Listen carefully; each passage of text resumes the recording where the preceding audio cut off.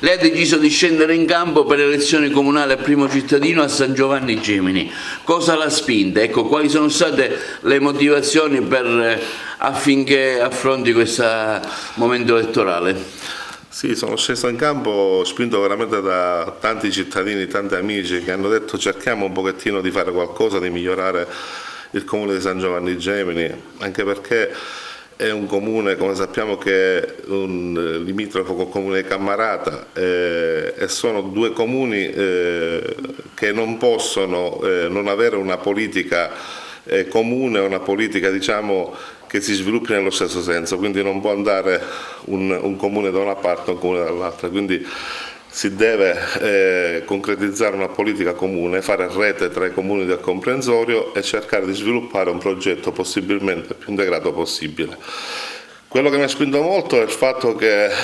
vogliamo spenderci veramente per il territorio. La nostra infatti si chiama San Giovanni Libera, che vuole rappresentare una scelta libera da parte dei cittadini senza condizionamenti, una scelta per la collettività, una scelta che vede soprattutto a centro i giovani, quindi le politiche giovanili che svilupperemo, perché i giovani si sono molto allontanati dalla politica. Noi vogliamo in realtà che i giovani siano parte attiva perché sono le migliori risorse che abbiamo sul territorio e quindi faremo soprattutto alcuni punti che abbiamo messo nel programma sono quelli dello sviluppo delle politiche giovanili, una corretta gestione della movida, perché spesso San Giovanni dobbiamo cercare di fare funzionare il centro storico in un modo corretto e quindi dare le giuste opportunità sia ai giovani di divertirsi in modo corretto e sia ai residenti di poter gestire anche il centro storico e quindi avere una visibilità, una vivibilità che sia adeguata. Poi quello che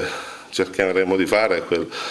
è un intervento sui rifiuti, sulla gestione dei rifiuti. Abbiamo l'idea di portare una gestione in house dei rifiuti come hanno fatto alcuni comuni tipo Bivona, tipo Santo Stefano, e quindi fare un aro comune col comune di Cammarata,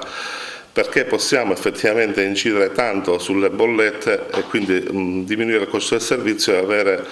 una più efficiente gestione delle risorse e una bolletta effettivamente più bassa per quanto riguarda i cittadini. Abbiamo poi la voglia di fare alcune opere di viabilità, migliorare la rete fognaria in alcune zone tipo via Circonvallazione dove non esiste la rete fognaria e quindi è importante da questo punto di vista fare degli interventi infrastrutturali. Poi, e non per ultimo, anche una migliore gestione delle risorse umane del Comune di San Giovanni Gemini e quindi sviluppare delle sinergie con altri enti al fine di poter potenziare l'organico del Comune e quindi di offrire dei migliori servizi ai cittadini e quindi ai residenti. Questi diciamo che sono alcuni punti che noi toccheremo, vogliamo proprio spenderci spassionatamente, senza interessi personali, ma per gli interessi collettivi e dare una diversa impostazione di quella che è la cosa pubblica. Perché quello che dico spesso è la cosa pubblica finora ci siamo un po' tutti allontanati perché è stata vista come una cosa di tutti, quindi non è mia, non mi interessa. Dobbiamo ribaltare il punto di vista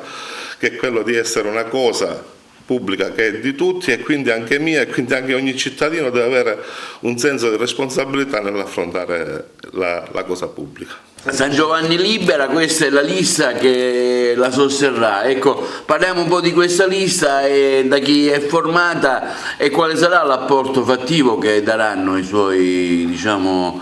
componenti. Sì, la lista praticamente è supportata in buona parte dalla società civile. Abbiamo diverse componenti, infatti anche il simbolo esprime questo. Esprime 4 aree colorate in modo diverso, in modo tale che c'è la società civile e poi ci sono alcuni partiti sia di centrodestra che di centrosinistra che ci sostengono, quindi la conformazione è proprio quella di una lista civica pura.